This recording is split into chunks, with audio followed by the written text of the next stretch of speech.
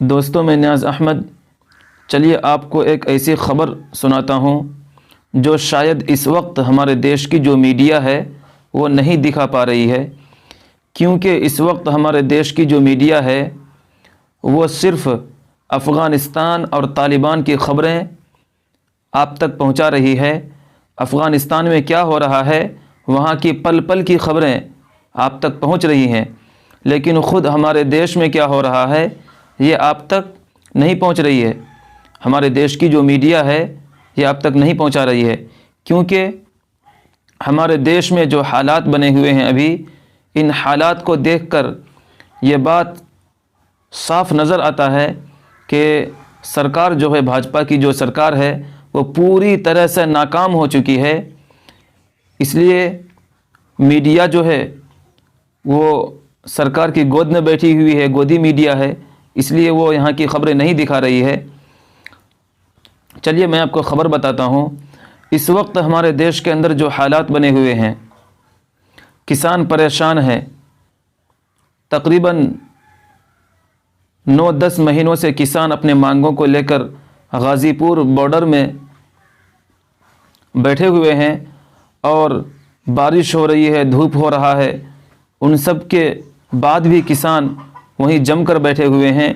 कितनी परेशानियों का सामना किसानों को पड़ रहा है ये सब आप जानते हैं, लेकिन किसान तो किसान बनने के लिए सब कुछ कर रहा है, लेकिन सरकार जो है किसानों के लिए कुछ भी नहीं कर रही है।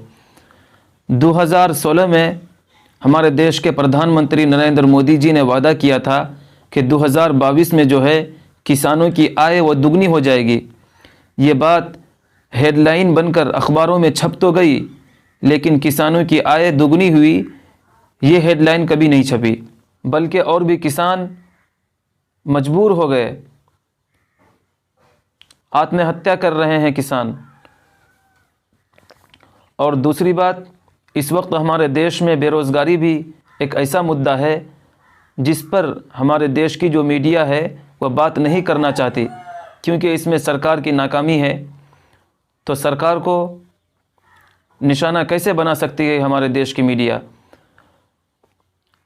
महंगाई इतनी बढ़ गई है कि महंगाई जो है वो आसमान छू रही है और लोग अपने गहनों को गिरवी रख कर के घर चलाने पर मजबूर हैं।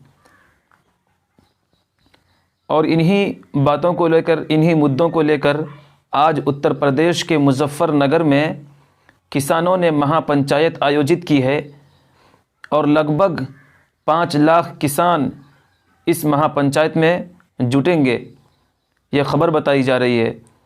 और भारतीय किसान यूनियन के राष्ट्रीय प्रवक्ता राकेश टिकैत ने कहा कि सिर्फ किसान ही नहीं बल्कि देश के दूसरे मुद्दों पर भी बात होगी। और किसान महापंचायत को लेकर सुरक्षा जो है वह कड़ी कर दी गई है। आज शराब की दुकानें मुजफ्फरनगर में बंद रहेंगी और इस महापंचायत में भाग लेने के लिए महिलाएं भी आई हुई हैं, जो गुरुद्वारों और स्कूलों में रुकी हुई हैं।